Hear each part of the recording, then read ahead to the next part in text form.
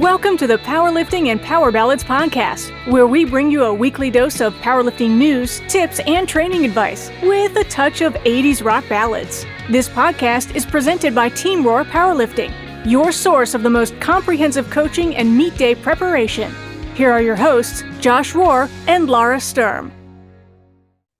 Welcome to episode 194. How are you, Josh? I'm good. How are you? Good. Cool. Good. So, I feel like this is a drum roll. Yeah, there was a meet this weekend, the Georgia State meet, and I'm gonna go through all the placings, but we'll just lead off with Team Rohr 1.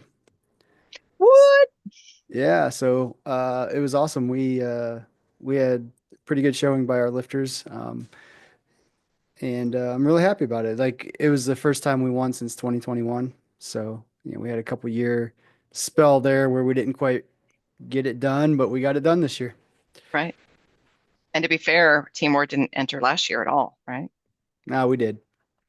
We did? Yeah, it was 2 Wasn't years there a year ago. we didn't? Yeah, 2 years ago. 2022 we didn't enter a team. Every Time other flies. year, every other year since 2011 we've entered a team, but 2022 we did not. 2023, I think we got second or third, I can't remember. Mhm. And Yep. then oh, wait a minute. 2023 is when we didn't enter a team. 2022 we did. 2024 is when we got second or third. Yeah. I don't know. One of those. All I know One is of we did those. win. This time, first place, Yeah. bitches. Sorry. Yeah. That's it's a bit aggressive. But I do want to No. highlight all the other teams. And how they did because they all brought some really good lifters and it was a fun competition. So in ninth place was Pioneered Strength. They had 6 points. Eighth place was Team MVP. They had 15 points. Seventh place was Forbidden Technique. They had 17 points.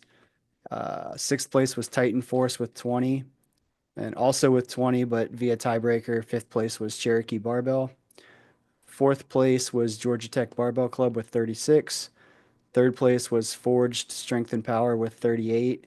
Second place was Pretty Strong with 48. And then we had Team Roar had 53. So it Awesome. was good.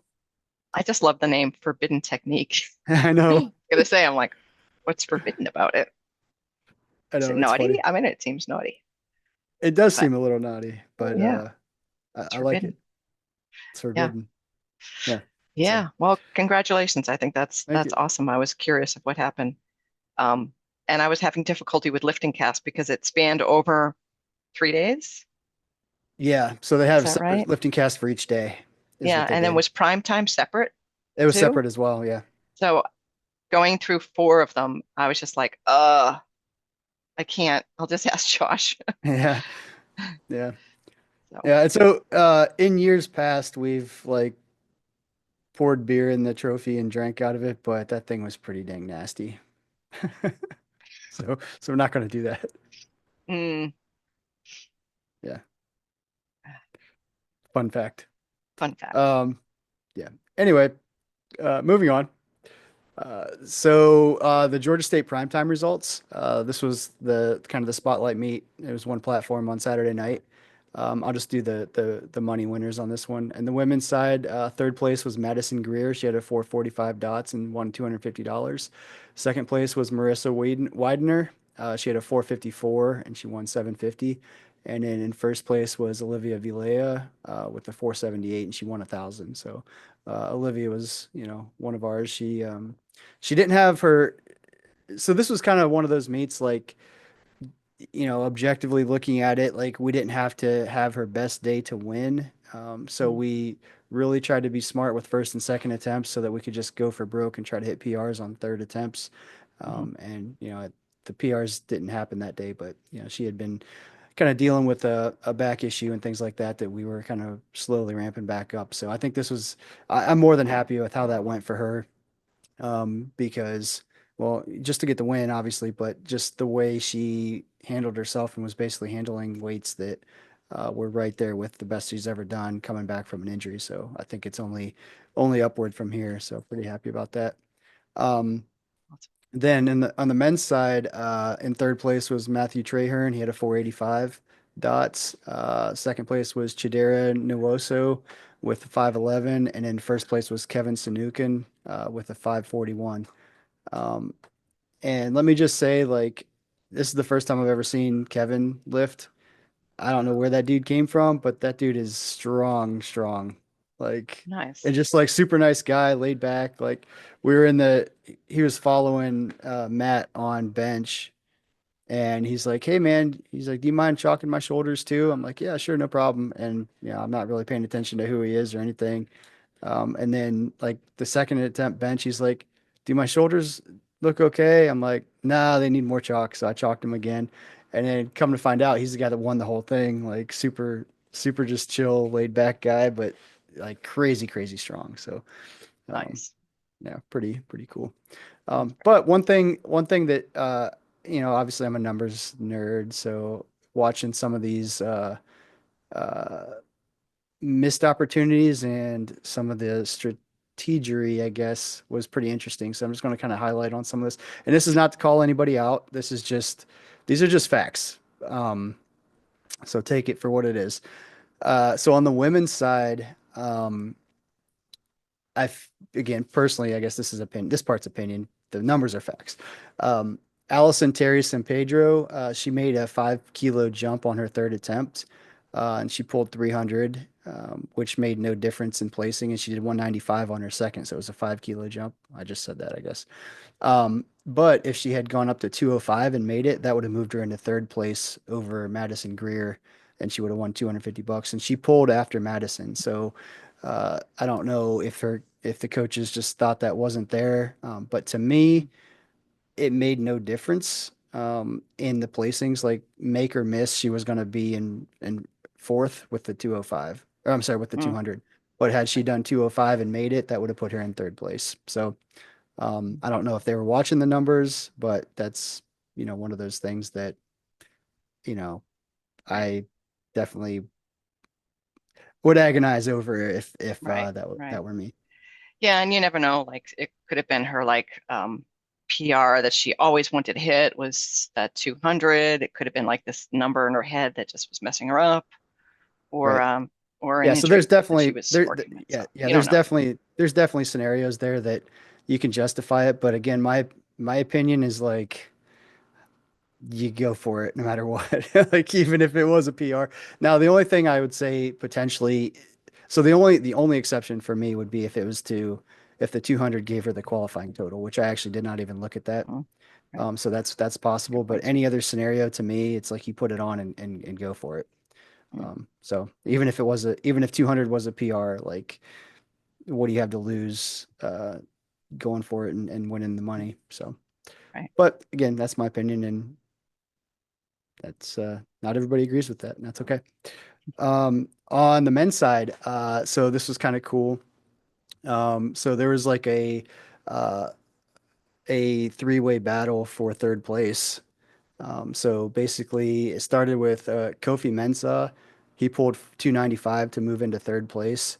And then immediately after him was Joshua Nagase. He also needed 295 to just edge out Kofi, who just made it. Mhm. So he pulled it and moved into third. And then, um, you know, couple lifters later was Matt Trahern, who pulled 310 to just edge out Josh Nagase for Mm, third place. The funny part with Matt is he's lifting for our team. We don't coach him. He just we talked about this last time. Like he always lifts with us anyway, mhm, for years. And we were kind of helping him out a little bit with warm ups and everything, and I was watching all the numbers, but he picked all his own attempts. So like I was hands off on all that. Like he picked all his attempts. But I was watching the scoring at the end just to see, and he actually turned in 310, which was the exact number he needed to move into third without having any clue. He was just picking numbers based on how his previous felt. So I wasn't planning to intervene at all. But if you would have put in like 307.5, I would have been like, hey, Matt, look, we need to do this for this reason. mm, Um, right. or if he would have went like Right. 'Cause 315, I'd be like, hey, we don't need to go that high. Let's go down to 310. right. Right. Um, Because but it's team kind of cool because points like also yeah, matter. yeah, their team yeah, team points mattered, but also, just you know, getting into the top three to get money. So Right. Right. it was just funny because like he just picked the exact number, and I'm just like chuckling to myself, like I don't have to do anything. Like, How did he know? Just yeah. happened, huh? And I told him that That's cool. after. He's like, "Oh, I had no clue. I was just picking numbers." He's like, "Wait, I got third?" He's like, "No way." Like, yeah, He yeah, didn't like he had even no know. clue. Yeah, He didn't even know. That's funny. But that's typical Matt. He just, yeah, he's yeah, very yeah. humble, down to earth, very low key. Yep, yep. Yeah, So that's pretty cool. cool. So the Awesome. rest of the meet, kind of how our lifters did on Friday. Molly Walker, she got third in the 56 kilo class. She tied her squat PR. Stacy got second in the 60 kilo masters too, and she had a 2.5 kilo squat PR. Saturday morning, Gwen Cook, she got first in the 75 kilo M3s. She had a 2.5 kilo squat PR, which also broke the state record. She tied her PR bench, and she had a 10 kilo PR total, which was pretty big. Nice. Taylor Smith had a huge day. She got first in a 65 kilo open. Listen to this.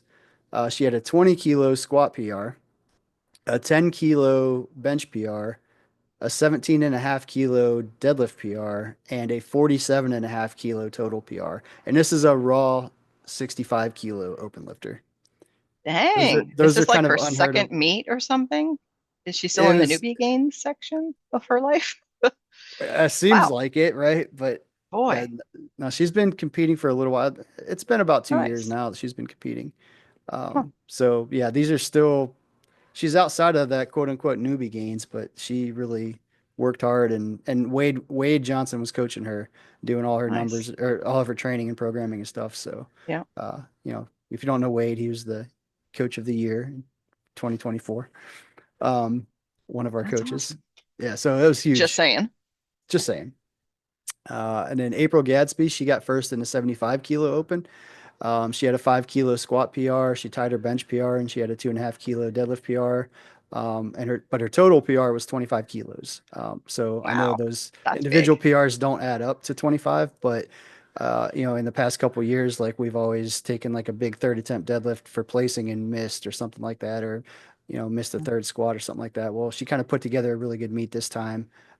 Hit PRs or tied a PR on everything and had a really big 25 kilo PR, which is Mhm. also kind of unheard of because she's been doing this for a few years now. So to have that kind of progress is pretty good. Yeah. So Awesome. really proud of them. Wesley Toller, he got 11th in a 90 kilo open. He missed weight. He missed it by zero point 0.3 kilos. So his total would have put him sixth in the 82 and a half, but he got 11th in the 90. But that's okay. We just wanted to have a good meet because he graduated from tech and had a new job, and hasn't been able to train super consistent. So just the fact that he was able to put together the meet he did was impressive. So he had a 2.5 kilo squat PR and a 2.5 kilo deadlift PR, which ended up being a 5 kilo total PR. So that was super super good. Um, and we already mentioned Primetime. Olivia got first in the Primetime, and then Amy Pancake also lifted it equipped, so she got first in the equipped division in Primetime as well. So that was really good. That's Um, exciting. but I kind of screwed Amy up a little bit. I will say that Oh publicly. no. So, well, we had decided because she had just got done doing the pro finals, so we had decided that we were going to kind of pace her a little bit, and essentially her third attempt squat was her normal opener, or well, usually right around like between first and second attempt normally. But Right. as I'm wrapping her knees, it's kind of, how it gets kind of a little bit chaotic during squat. Yes. You know, in my mind, all I'm thinking is third attempt squat. So I put the wraps on like super tight. And then as we're at the chalk bowl, I'm like, you know what? This is not, I didn't wrap her. I wrapped her way too tight for this weight. So all I could think to do at that point was like, hey, just make sure you go extra fast and extra deep. So that's what I told her. Well, she got like halfway down and just like you could tell the wraps were stopping her, and she like went on her toes and lost it. So, um, but that one's on me. Uh, sorry, Amy Pancake. But then same thing happened on bench. Uh, third attempt bench, the shirt was pulled down just a little bit too much, I think. Mm, Um, and I think she got just a little bit too low. And then when it came up, it flew off her chest, but it went back towards her face and she lost mm. it. So anyway, that's all right. Like it Okay. was just, we weren't trying to go all out. But it's funny, like with equipped, like even though the numbers were, significantly lower than she's capable of doing, like we still had a couple misses, but that's the equipped game. That's what makes it Right. That kind of fun. totally is. Yeah. And shirts are just like, man, you just have it off just a little bit or reps. Yeah. Man, it just Yep. doesn't take much. So, It doesn't take much at all. Yeah, it's crazy. And then let's see, we had one more Sunday morning, Ariagani Hall. She got fourth in the 82.5 kilo open. She had a 15 kilo squat PR, a 5 kilo bench PR, and a 7.5 kilo deadlift PR, which ended up being a 37.5 kilo total PR, which is pretty huge. that's awesome. Um, and her third pull actually moved her from fifth to fourth. So it was kind of like a clutch pull at the end. But we hit milestones. So her third squat was 95 kilos, which put her over 200 pounds for the first time. Her Hmm. third bench was 50 kilos, which put her over 100 pounds for the first time. And her third deadlift was 137.5 kilos, which put her over 300 for the first time. So Mm, she hit 200, 100, 300 for the first time in one meet. So that's pretty cool. Uh, nice. yeah, so pretty excited about that. And then Kevin Cregan was our other lifter. He ended up getting the flu and could not make it. So he Oh, didn't he no. didn't compete. Yeah, that stinks. Yeah.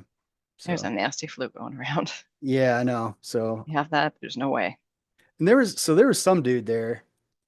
There was some dude there that basically on one of his squats, maybe it was his opener, he like threw up everywhere, like during the squat, which I've seen it happen if people get nervous or whatever. But then other people were saying, yeah, during weigh-ins, he was telling everybody how he had the flu and wasn't feeling good and stuff. I'm like, what the hell, dude? Like, if you're that sick, like, don't show up and get everybody else sick. So I'm just waiting on the other shoe to drop and like everybody start getting sick. It's just like, I don't So know. you said he threw up during the squat, like During the on the squat, platform. like on the platform, all over the place. Oh, oh, oh. Yeah. Oh, projectile vomiting at the head Yeah. judge. Yep. Oh, And like mm, that's gross, but like what can you do about it if you just a nervous right, stomach or right. something like that? But when you know you have the flu and you show Yeah. up and then at one point the guy was sitting in the crowd behind one of our lifters families and was just like coughing and like blah blah blah. So it's just like that's just so not cool. I mean bare minimum like wear a mask or something and put Mm. yourself in a bubble. Yeah, I don't know. But yeah, Oh, yeah. I don't know. My opinion, the guy should have never showed up. But on the flip No, side, I get it because like you trained so hard, you invested the money and stuff like that. But like, I don't know. It's just I don't right. know. But It's it, pretty not cool just to be around there like spreading it around when you know you're sick. yeah, agree. Anyway. Yep. All right. So overall, it was a great meet. Well, shout out to our coaches that helped out too. So like Wade Johnson and Joe House, they drove down from Nashville, and then Wesley Toller, Stacy Metcalf, and Gwen Cook, they all came in the back and helped after they competed. So everything ran really smooth. I was really happy with how the coaches did, but really happy with how the lifters did. Like everybody really, I thought really did well. So I was really happy with that. The meet itself was great. Kathy Mealy did a really good job. I said last year, I thought that last year was the best state meet ever, including the ones I ran. I think this year topped it. It was even better. Everything ran pretty much, pretty much exactly how it's supposed to. Um, there were obviously every meet has little glitches here and there. Um, but from the lifter and coach standpoint, like there weren't really many that I noticed. And I'm always looking for those things just as a meet director. Right. But I thought everything really went smooth. I thought it was a really good job. So yeah. Awesome. And you said the Gas South Arena was nice. Where is that? So it's basically it's what used to be called Gwinnett Arena. It's in Ah, that's Duluth. right. Okay. Yeah, they have concerts there. Like, so actually Mhm. they were setting up for a big concert like when we were loading out on Sunday. So I don't know who was playing there. Oh, wow. But they have all kinds of different convention center or different like Mhm. ballrooms and stuff. So like right next to us was BlockCon, I think it was called. It's basically this nationwide Lego convention.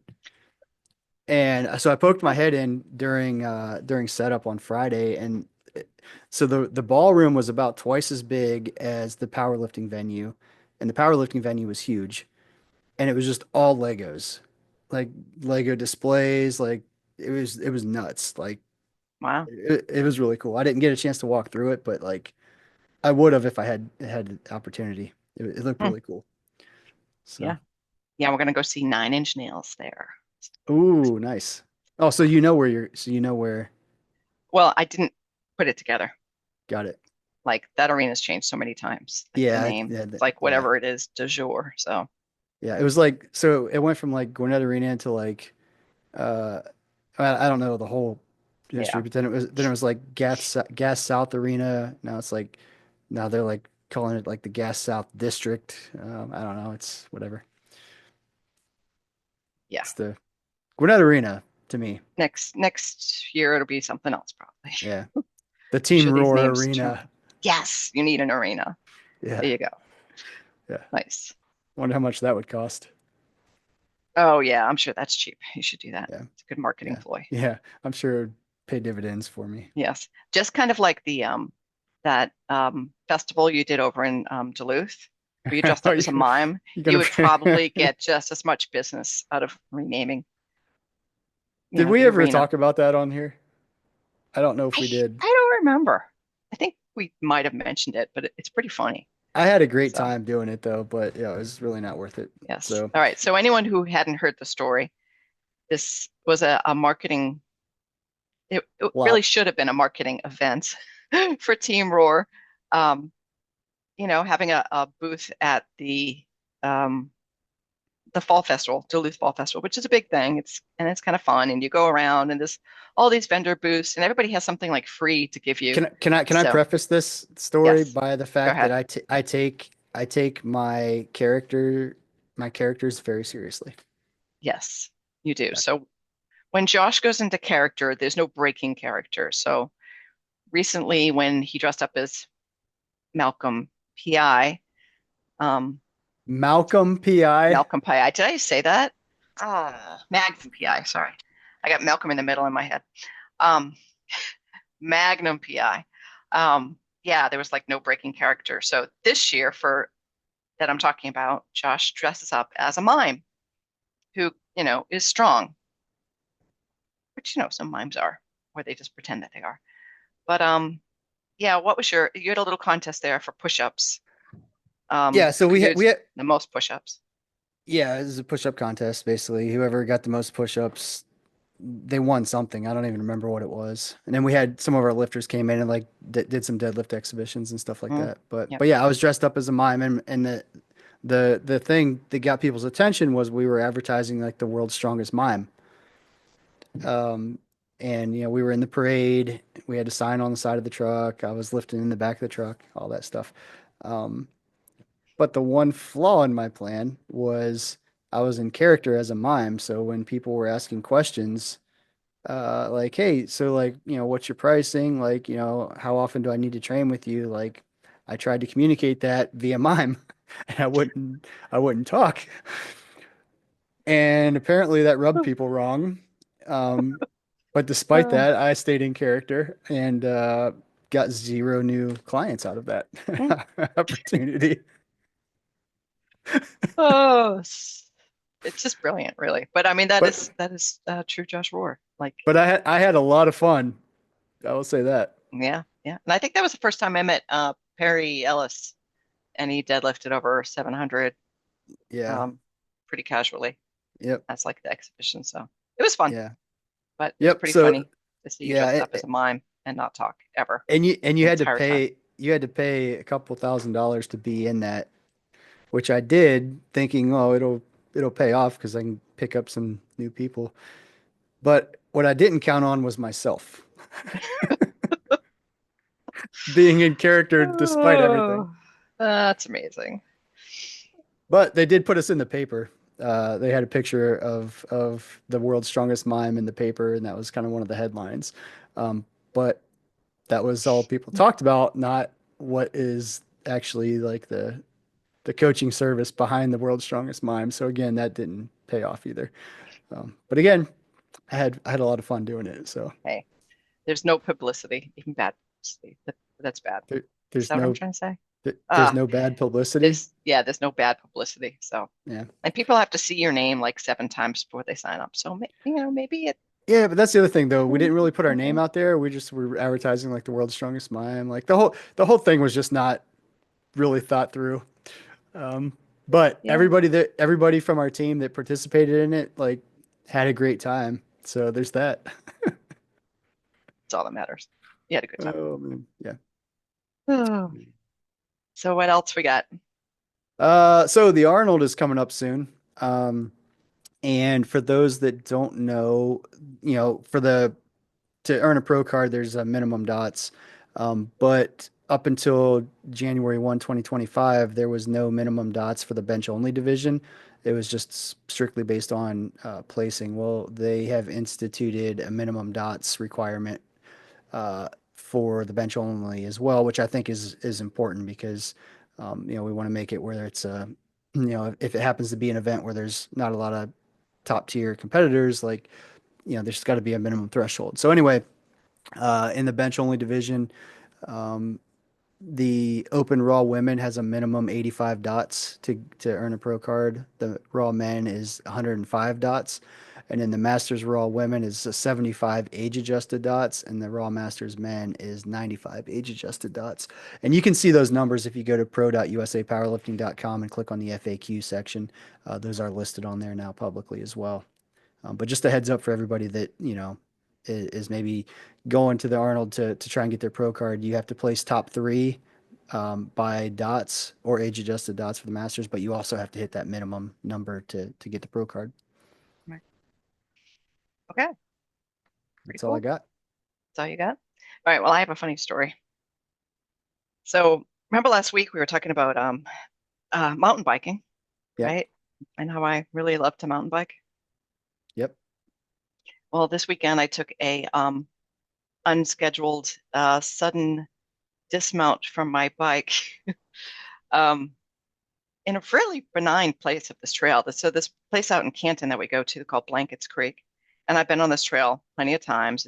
It's intermediate. There's big downhill. There's nice, you know, downhill up. There's a lot of terrain, right? And then you get to this one part where it's fairly flat. And, I have my e-bike in like boost mode. I'm going fast um, because I can and I like to go fast. And I hit a maple tree with my handlebars, flew off Ooh. my bike, went headfirst into the tree, but I have a full face helmet, so it didn't hurt my head. But I bent my finger back like all the way. So I did that, and I was like holding onto my hand, and I'm like, damn. Took off my glove, looked at my hand, and my fingers getting all puffy and black and blue. I'm like, well, maybe I should just stop. And we started, going back to the car, and I'm like, nah, my finger feels pretty good. I think it's okay. We can just go. So we did another loop, and then we went back to the harder trail that we like that has a lot of up and down and all that. So we're just about finishing that trail. I went by that maple I hit, and I looked at it, and I'm like, ha! Didn't hit you with my handlebars. And about 30 seconds later, there was another section of the trail where there's like some roots, and I hit it with my, it's kind of on an incline, so it was kind of sideways. And I hit it with my front tire just fine, but my back tire hit it and spun out. And I did another unintentional dismount from my bike. What the hell, man? And I guess I did a couple like somersaults down the hill. I don't know. When you're in a crash, you're not really aware of like the fact that you're doing flips or whatever. All I could tell you is that I was hitting the ground and rolling a lot, and I went down a hill. So I rolled over, and I'm just kind of like sitting there, and I'm thinking, oh shit, I think I really fucked up my knee. because I felt something in my knee as we were going. And then I started moving and I'm like, oh wait, it's not my knee completely. It's my ankle. Um, so I went to get up because I'm like, oh, it's no big deal. Um, and I went to get up and I'm like, oh, I can't stand. Well, that sucks. All right, well, I sprained something really bad. So I had to literally crawl up the hill because I couldn't put any weight on my feet and Dan couldn't carry me. I mean, we're off the trail a good bit. Get up there, and then it's kind of in a bad place because it's in this like skinny part of the trail with this curve, and then there's a rock that you have to like kind of be on and curve. So we had to get around that, and then it was flat. So we were like right at the end of the trail. So it took us a bit to get there because I couldn't put any weight on my leg, and it's hard to push a bike even when you can't do that, and it hurts like shit. Um, so we get around the trail, and we started talking to a guy who kind of helped us out of there, and got back to the car eventually. It took a little bit. I had to get on my bike and actually pedal to get back there because I couldn't walk. It was easier just to ride and pedal. But I was just pedaling with my left leg so that my right leg was just along for the ride. And I went home, put my leg up, iced it. We got crutches on the way home because I'm like, I can't walk. And went to the ortho yesterday, and I was so certain that they were going to come back and be like, yeah, everything's just sprained. Here's a, prescription for MRI. Go get that done if it's, you still can't put weight on it. But he came in, he's like, so, you ever break a bone before? And I'm like, no, never have. I've always done soft tissue injuries, like ripping things. So I broke my leg. How do you sit through this whole podcast with that and not share that until now? You're sitting here. So you're sitting here with a broken leg. Yeah, I've got Good, my leg propped up underneath here. good It grief, it man. doesn't hurt right now. It hurt at the time a pretty good bit. But I really didn't Jeez. think I broke anything because it's like it didn't hurt much. Jeez. I've had ACL tears that hurt much worse. But I really thought I tore my ACL, but it was the other leg.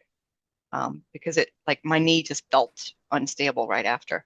So it turns out I did a plateau break, so that's like right at the top of the tibia.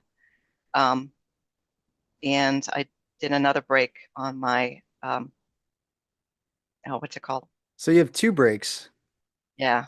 Oh, and my finger. Um, man. so is the word fibia or fibule? Fibula. Fibula. Thank you. Fibula. I can never say that. Tibia, fibula.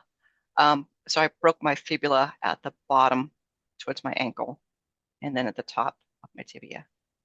Jeez. So yeah, so I'm going to be off my bike for a little bit, hopefully on a stationary bike soon enough, but no weight bearing for a good bit. Man, So yeah, that's bummer, man. crazy. Which kind of Well, I'm sucks too, because glad I you're won't be able okay to though, squat. because like you freaking Yeah, you so you ate it twice at the same spot, basically, right? almost. Yeah, yeah, Jeez. yeah. But the thing was too. I mean, we're going back. I've hurt myself enough, right, that I wasn't freaked out. So there was a guy who stopped and said, "Oh yeah, there's a lady up there who dislocated her finger. Should we call 911? You guys can get a ride out together." And I'm like, "No, this isn't a big deal. We can make it out." Carpool. Right. And he's like, "Oh man, she's flipping out like crazy over her dislocated finger." And I'm like, "Well, dislocations hurt pretty bad, but still at the same time, like get off the trail, go to the doctor. If you can walk, you don't need an ambulance. Like, please." And I couldn't walk and I didn't need an ambulance. But, I was getting off the trail and he was like, "Yeah, it could have been worse for sure." I'm like, "Yeah, it definitely could have been worse." And he's like, "Yeah, there was a time a couple years ago where me and my son found someone who had had a heart attack on the same trail." So, yeah, Jeez. it was a crazy story. And he was just saying that, when he found this person, they ended up calling 911 and getting someone there, and he did pass. But then it turned out that, like, his wife knew the family in an indirect way, and they were able to connect. And he was able to, like, share with them what his last moments were like because they didn't know, like, what happened out on the trail. So I was like, oh my gosh, that's like a crazy, like, I don't know, God connection type of thing. That they were able to get that comfort. But it really also made me go, yeah, it's not that serious. It's just my leg. And at the end of the day, like we do kind of take a lot of things for granted, like being able to walk and Right. having a heartbeat. So there you go. I'm very Wow. grateful to be here and be able to, Yeah. share with you that story. So I'm glad you are okay. That is crazy. So when you first mentioned your finger hurt, it reminded me of my dislocated finger story. But now I'm like, that wasn't even worth sharing. It was just, like, because your story got way deeper after that. Yeah, yeah. I can't imagine like finding somebody collapsed on the trail and having to deal with that. That would, Yeah. but ugh, yeah. But I mean, shit happens. Like you could be, in great shape riding up this gnarly hill bike riding, and your heart's just like, no, we're done. So Yeah. don't take it for granted. Yep. Anyway, Man. sorry to Well, end on a up note. well, It's an up note. I mean, you're still here, so that's an up note. It's an up note. Yep. Yep. So I can't drive, and 55. I can't drive at all, because it's my right leg. So Dan's my chauffeur for all things right now, and yeah. But I've got a little backpack I put things in so I can walk around the house and move things from one place to another as I need. So That's cool. yeah, super cool. Yeah. All right. Well, Oh, until man. then, stay So strong. Don't take are things for you granted. so do you still have to drive into work or do you get to work remote? I've been working remote since forever, so Oh, okay. Well, yeah, I go into the office once in a while. got it. I That's won't be cool. for a while because no. Yeah. Gotcha. Yeah. All right. Well, yeah, you're right. That was a pretty gnarly story there. I like story time. Yeah. Story time. Joshua. Story time. Yeah. Cool. All right. All right. Well, have a great rest of your week. You as well. I'll see you next week. Okay. Later. Bye now. Thank you so much for listening. If you enjoyed today's episode of the Powerlifting and Power Ballads podcast, please remember to subscribe and share it with your friends.